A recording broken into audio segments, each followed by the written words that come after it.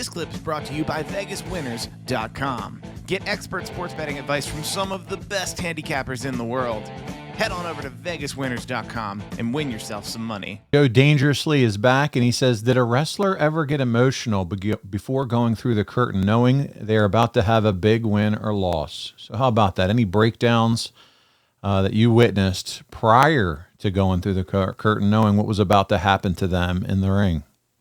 Oh, I think all the time. All the time. I think talent does get emotional in general because it is an emotional business, and it's something that you're going out there, you're telling people and giving them a piece of who you are as soon as you walk out that curtain. And once you're through the curtain, you're naked.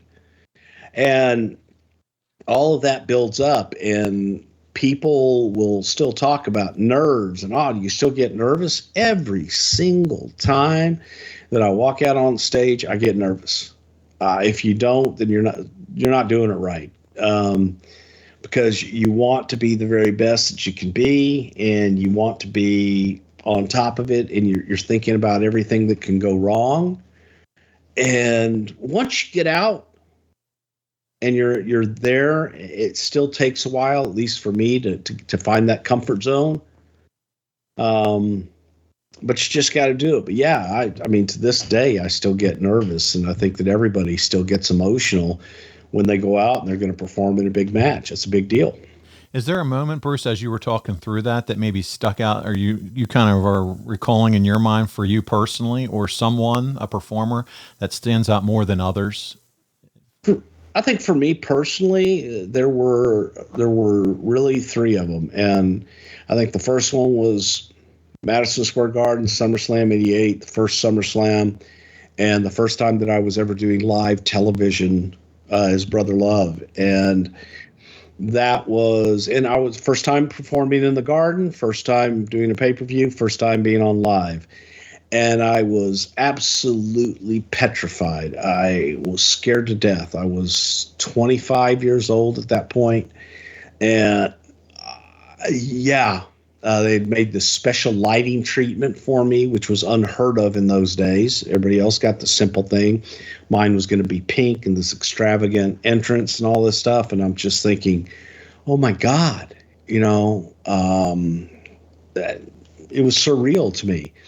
The second time was in the Summit in Houston with Hulk Hogan, and I got to go out and work with Hulk. And hometown, being in the ring with the number one attraction in the world was absolutely surreal, and it was a sold out Summit that just I'm pinching myself, going, is this real? And then the last one was WrestleMania 17, going out in the Gimmick Battle Royal in front of 70,000 people in my hometown. Mm.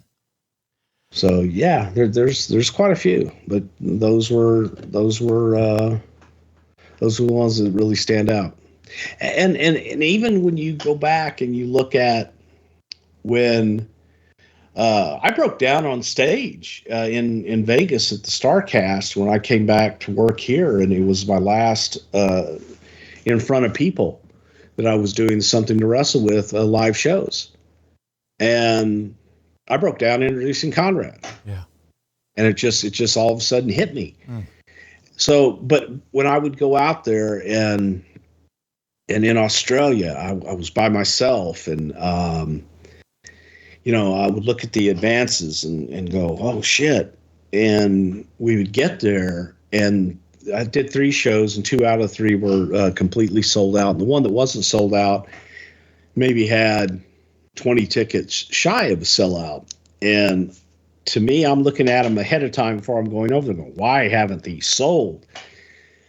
And then get there, and the guy goes, oh, no, mate, it's great. And walking out, and it was just me doing a one-man show, just me and a microphone. And those were some humbling, very emotional shows. And if you don't get emotional, there's something wrong with you. I hear you. And Bruce, that's why people love hearing you, love your podcast, and because you have passion, and it comes across in your storytelling. And by God, one day when you're done the rat race again and come back to all of us and you get those moments again with us, we can't wait to see that same emotion in your storytelling live on stage again, maybe one day. But as you were sitting there talking about those big moments, and you better feel that way, or you're doing it wrong. And nobody cares about this, but my God, when I sat in that closet in Myrtle Beach and Conrad said, you're going to strap the headphones on and record with Bruce Prichard, that was my moment in time where the beads started forming on my forehead, because, buddy, that's a huge deal for what you've accomplished in this industry and what you've done in podcasting. So there you go. I'm sweating now because I knew it was coming. Your 3 questions are over. Hey, it's Conrad Thompson. Thanks for checking out the podcast here on YouTube. Be sure to hit the subscribe button and the notifications bell so you get a notice anytime we upload some new content. And go save yourself some money right now. If you're in a 30-year loan or you have credit card debt, it's not a matter of if I can save you money. It's a matter of how much. Find out right now for free at SaveWithConrad.com.